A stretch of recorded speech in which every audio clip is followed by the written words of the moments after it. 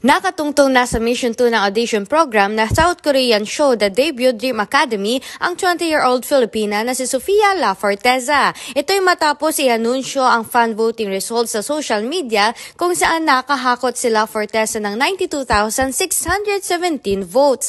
Ibig sabihin naman ito ay mabibigyan ng immunity mula sa elimination si Sofia sa K-pop training system. Si La Forteza ay anak ng singer-actress na si Carla Guevara at Chef Godfrey La Forteza.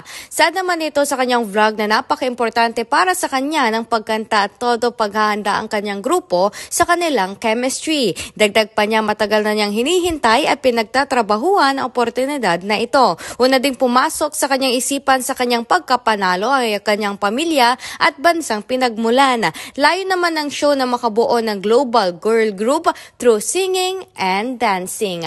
Para sa ating entertainment news, Radyoman Adrian Suarez, Tatak, RMN.